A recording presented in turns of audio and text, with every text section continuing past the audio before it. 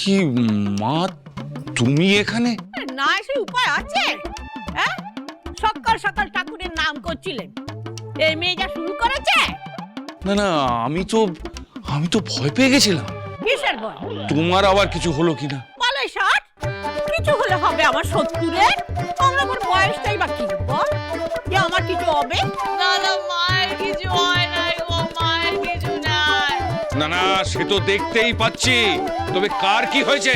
মানকে রয়েছে, আমাদের মানকে।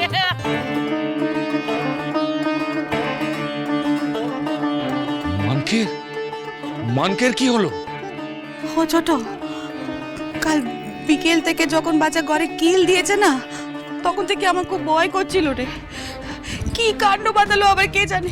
চল একবার গিয়ে দেখি। তোমার আর ওপরে গিয়ে কোনো লাভ নাই বৌদি, কোনো লাভ নাই।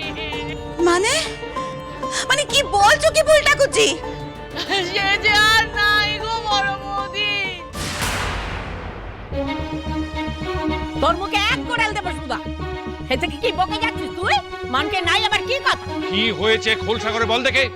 মানিক নেই মানেটাকে? মানিক নাই মানে এ বাড়িতে আসছে নাই। নাই মানে? মানিক আবার সন্ন্যাসীতে গেছে।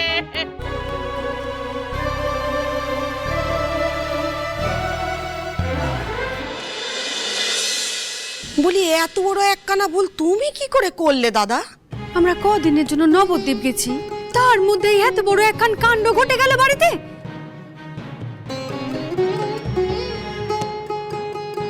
কাল রাতে যা যা হয়েছে সেসব কথা বাবার সামনে আর তোলার দরকার নেই ঠাকুরজি।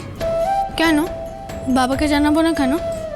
না মানে দেখো, যা আবার তা তো হয়ে গেছে, কেন শুধু শুধু বাবাকে জানাবে?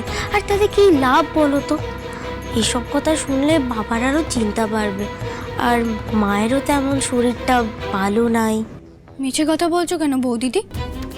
তুমি মা বাবার কথা ভেবে কিছু বলতে বারণ করছো, নাকি নিজের কথা ভেবে? সই আমাকে সব বলেছে বৌদিদি। তুমি চুরি করার কথাও ভাবতে পারো, এ কথা আমি ভাবিনি।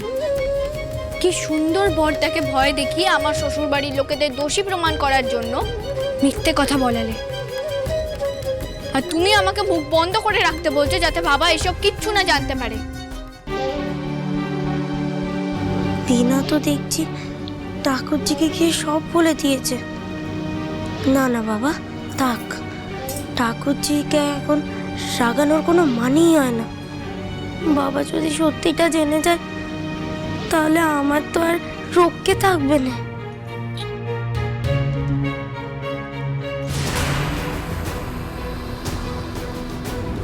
হে কি করিমা, আপনি এখনো আপনার মুখের কালি তোলেননি? চেষ্টা তো আর কম করলেম নে, উরুলে চোপড়া দিয়ে ঘষে ঘষে মুখের চাল উঠে গেল, কিন্তু এই জমের কালই উঠলো নে। এত বড় অপরাধ করেছ আর তার শাস্তি পাবে না? তা তো হয় না খুড়িমা।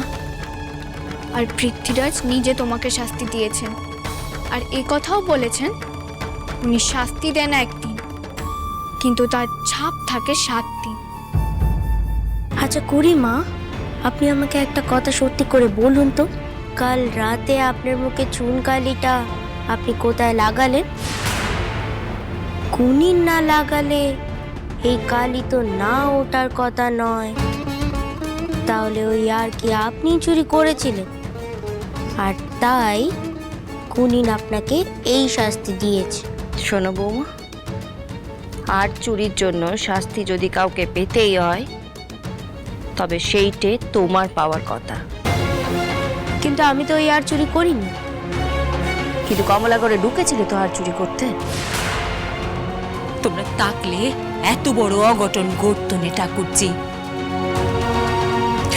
আমার শরীরটা একটু খারাপ ছিল বলে আমি ঘরে গেছিলাম শুতে, তার মধ্যে এত বড় অঘটন ঘটে গেল। মন্ত যদি আমার না বলতো তাহলে তো আমি কিচ্ছুটি জানতে পারতাম না। তুমি ভাবতে পারো ঠাকুরজি, তোমার দাদা বেয়ানদের অমন করে অপমান করে তাড়িয়ে দিলে। তারা যাওয়ার সময় আমার মেয়েটা এই বাড়িতে রেখে চলে গেছে গো, আর কখনো নিয়ে যাবে না বলেছে। এখন আর হাউতাস করে কি হবে বৌদি, যা হওয়ার তা তো হয়েই গেছে।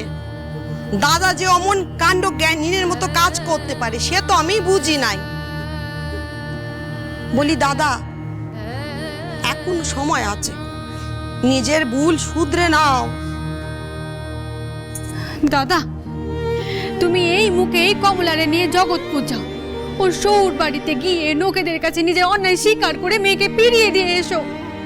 যে অপমানের বোঝা মাথায় নিয়ে তারা এইখান থেকে বেরিয়েছেন, তার বদলে দরকার পড়লে তুমি তাদের হাতে পায়ে ধরবে, কিন্তু আমার মেয়েকে তার শ্বশুর বাড়িতে রেখে তবে আসবে। আরে আমি কি যাব না বলেছি একবারও? দেখো, সেই মুহূর্তে মাথা গরম করে ফেললেও পরে আমি বুঝতে পেরেছি যে কত বড় ভুল অন্যায় আমি করে ফেলেছি। কিন্তু গিন্নি, কমলাই যে জেদ ধরে বসে আছে। কি কিসের জেদ? এই যে ও এখন এ বাড়ি ছেড়ে ও বাড়িতে ফিরে যাবে না বলছে।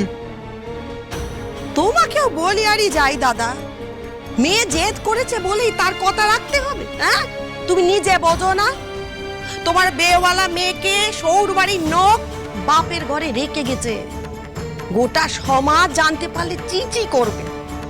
সমাজ মাইলেগ কথা শোনো দাদার, হ্যাঁ কি বলে শুনেছো? হ্যাঁ, সমাজে করলে তাতে আর তার কি? বলি দাদা, কেউ সমাজের উঠতে নয়, তুমি জমিদার মানুষ, তাই তোমার মুখের সামনে এই নিয়ে কেউ কোনো কথা বলে, কিন্তু পিঠ পিছে সবাই দুধ চাই করবে।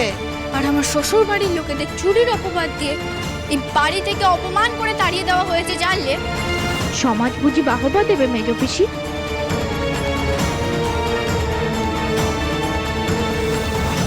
তুমি শুধু আমার আর এই বাড়ির কথা ভাবছো, কিন্তু এখন যে আমার দুটো বাড়ি, তাই আমি বাবাকে কথা দিয়েছিলাম মুকুট যে বাড়ির সম্মান না ফিরিয়ে দেওয়া পর্যন্ত আমি ওই বাড়িতে পা রাখবো না। বলি কমলা, এত দেমাগ ভালো নয়। দেখো, তোমার এখন পরিচয় এই রায় চৌধুরী বংশের মেয়ে নয়, তুমি ওই মুকুজ্জে বংশের বউ। এই কথাখানা ভালো করে মনে রেখো। সেই জন্যই তো ওই বাড়ির দিকে কেউ আঙুল তুললে আমাকে রুখে দাঁড়াতেই হবে, আর আমি সেটাই করেছি মেজ পিসি। যে হার চুরির অপবাদের জন্য আমার শ্বশুর বাড়ির লোকেদের এই বাড়ি থেকে তাড়িয়ে দেওয়া হয়েছে, সেই হার আমি ফিরিয়ে আনবই। বলি তুই কি দারোগা যে হার উদ্ধার করবি? না, আমি দারোগা নই মেজ পিসি, তবে পৃথ্বীরাজের বউ বটে, আর তাই আমি ওনার কথা রেখেছি পিসি। ওই হার আমি খুঁজে বের করেছি।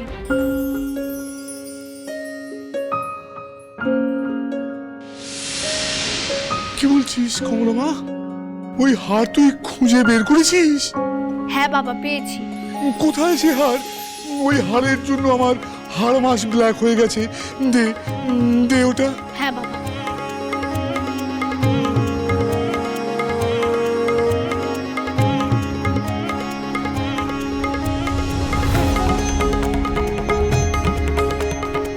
এই তো সেই হার কমলা মা, চমৎকার।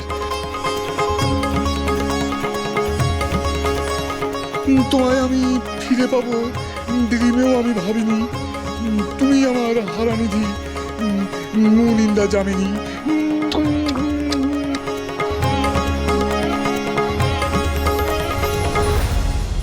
সুর তবে সত্যি সত্যি ঠিক জায়গায় আর কানা রেখে দিয়েছে, কিন্তু এই আর চুরি করলো কে? কাল তো কেঁদে কেটে এত নাটক করলেন, কমলা আবার আমার নাম দাদাকে বলে দেবে না তো? তোমাকে বলেছিলাম না বাবা, আমার শ্বশুর বাড়ির লোক হয়তো তোমার মতো বড় লোক না হতে পারে, কিন্তু চোর নয়। হার এই বাড়িতেই আছে।